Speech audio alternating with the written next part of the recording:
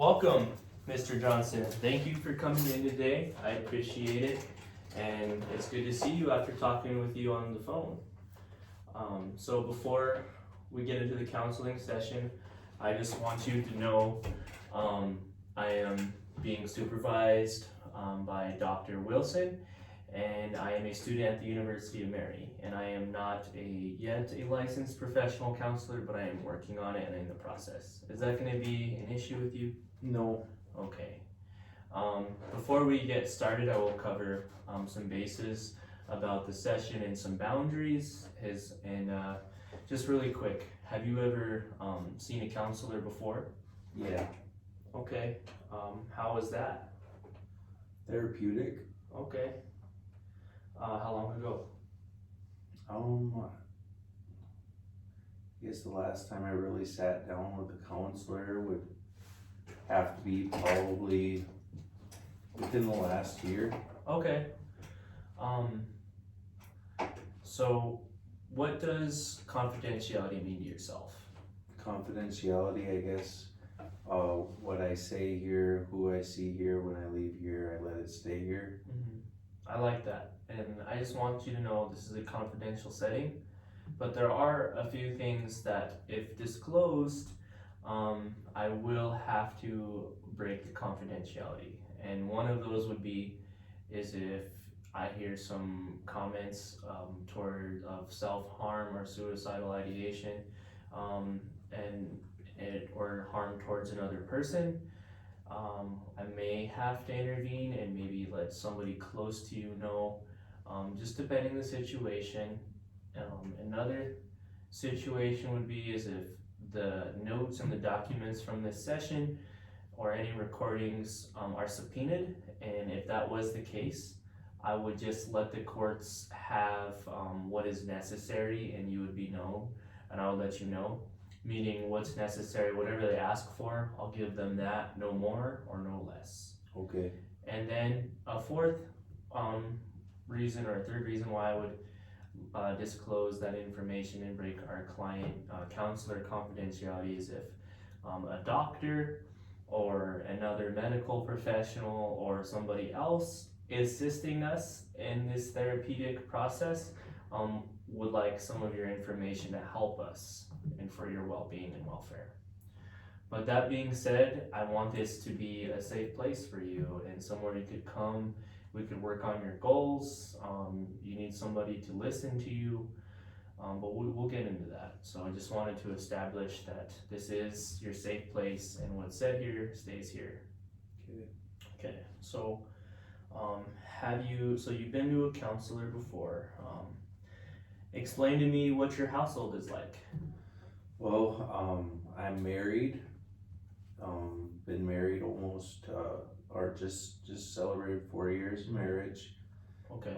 And I've been with this woman for almost 8 years. We have a daughter together. She has a daughter from a previous marriage, my stepdaughter. We're also foster parents. We have a 16-year-old son, foster son. We have 2 dogs, 2 cats, and 2 goldfish. Okay. It's a pretty busy household. Okay. You got a lot on your plate. Yeah, it's Okay. sometimes stressful. Okay. So you got quite a bit of family at home. Yep. Okay. You got some lovely children. That's awesome to hear. What is the name of your spouse? Kelly. Kelly. Okay. What does she do for a living? She's going for her master's in something similar to what you do. Oh, that is awesome to hear. We'd love to have her in this field, helping people. Yeah. Okay. When did you guys meet? We met in 2015, and we both came from pretty tough backgrounds. My wife is almost 100% Native American. My ancestry goes back to a lot of different cultures, kind of mixed race along those lines. Okay. My father passed away in 2020. My mom is still alive today, and I have one younger brother, and a lot of when I was growing up there was a lot of drug and alcohol culture where that was a big part of my upbringing was that whole Yeah, mentality of yeah, coping that way. right, and that's all you were around. Yep. Um, so what was your household like when you were a kid? With your parents? Who raised you?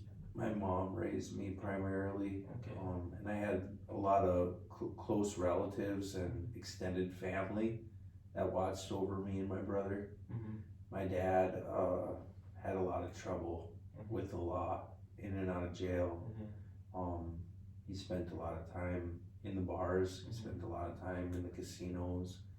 A lot of time on the road working, and there was a part of my upbringing where like I did feel some abandonment issues from my father. Okay. So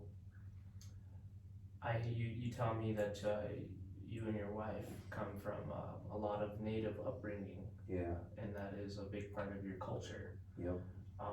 Has that been something that you rely on and you fall back on as a foundation, as It's part of my connection to greater power than myself. Okay. And I've leaned heavily on my creator and on my relatives that are no longer here with us in a physical form. Okay. Or on the spiritual side of staying connected to Mother Earth and staying connected to things that are far bigger than myself. That's good to hear. As you can see, I do have this cross on my chain, and I'm not, I probably do not go to church as much as I should, but I definitely believe in some spirits are with us and the higher power myself. So that's something good to rely on and something good to fall back on. So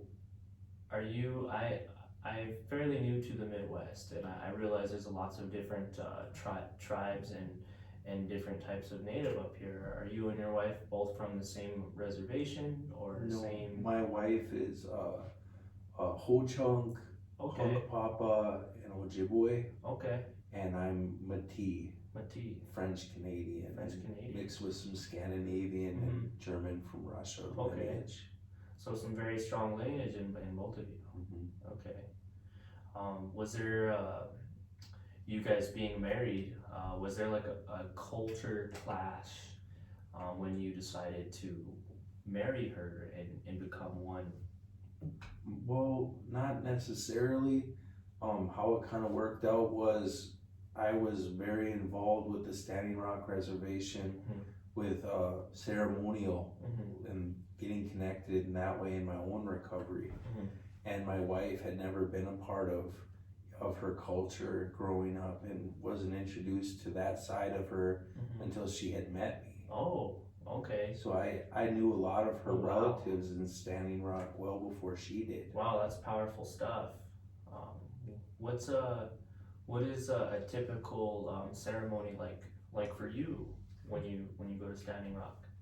For me, it's showing up and being of help, being helpful and preparing everything, helping the elders as much as I can, going around and smudging people off with the sage, and singing the songs for the men and women as they load their chanupas, prayer pipe, and when we go into ceremony, I was always the one initially that would open and close the doors and bring in the rocks and bring in the water, and I was very much of service, and I still try to be as much as possible. And I was given my Lakota name Wowokiamani, which means helps and walks. Helps and walks. That's all amazing stuff. That's really powerful to hear. That you have that amazing culture and you have a good outlet to go and help people and you embrace it as something to rely on. So you mentioned recovery. how far are you in your recovery? I've been clean and sober from all mind-altering chemicals for over 12 years. Oh wow, good for you. That's awesome. And I suppose your family and your spirituality has played a big role in that. Yes. Okay. As being a firekeeper at Sundance, I took the Okay. commitment that I wasn't gonna use drugs and alcohol. And going on the hill of Humblecha, I prepared myself for that a full year before I went on the hill. Mhm. Me and my wife were expecting a child, and they were saying that my wife needed to terminate the pregnancy or die. Mhm. And I chose the Sundance Mhm. for my family. Mhm. The 4 days and 4 nights of not drinking or eating anything and dancing from the moment the sun comes up until the moment the sun goes down. Oh wow. And I suffered so that Creator would hear my prayers. My wife was okay, and we had our Wow. baby, and her heart is still good. And they were Wow. telling us that if she did not terminate the pregnancy, that she was gonna die. Oh wow. That is amazing that you and your wife and your daughter were able to overcome that. My wife is Very- still in good health. Yeah, I could imagine that the doctors weren't so welcoming probably with your spirituality to be the solution with the clash of modern medicine and We also named our daughter Kateri, Terry. and Kateri Tekakwitha is a saint, the only Native American recognized saint, Okay. and she had was given the name Lily of the Mohawks, and she was scarred from smallpox. Mm-hmm. Saint Kateri was, Mm-hmm. and we prayed with her relics while Kelly was pregnant also, Mhm. like a piece of fragment of her bone. Mm-hmm. And we decided to name our daughter Kateri, Mm-hmm. and her middle name is Gianna also, which is also a saint. My wife follows her Catholicism, but she was brought into the Catholicism. She wanted that as part of her walk in her journey also, was to go the Catholic route. Mm-hmm. And getting prayed over with oils, the holy oils that from the priests, and we did everything possible in prayer to make sure everything would be okay. And we trust, man. It doesn't matter who you pray to or how Yeah. you pray. It's just that you're praying. So you mentioned you've been blessed with a stepdaughter. So what does being a stepdad mean to you? Being a father. There's not a difference. It sounds It's like an from what opportunity that opportunity. it's definitely an opportunity for me to grow as an individual, and for her and myself in our relationship, me and my stepdaughter. That's my baby. Mm-hmm. I've known her since she was Wow. just turned 5, Wow. and she's 12 now. Okay, so you got so many beautiful family members in your household. That's awesome to hear, and I'm happy for you. You got 2 amazing daughters and an awesome wife. That's awesome. What else about yourself would you like for me to know? I guess that I am a hard worker, Mm-hmm. but I am kind of hard on myself. Mm-hmm. Like I kind of aim for perfection in all aspects of my life. Yeah. And the way it kind of has turned out for me is that it's either all or nothing. Like either I'm at 100% Yeah. or I'm not doing nothing Okay. at all. So it's like Okay. where I'm at is where I'm trying to Yeah. find that You're- balance. You're a fire walker, Yeah. right? Fire, What does that mean to you? What said fire? Firekeeper or Firekeeper. Sundancer. Sundancer. That's What a is that? commitment that I made Mhm. to the Sundance to keep 455 fire. towards the red F42 from Hickory to Trash.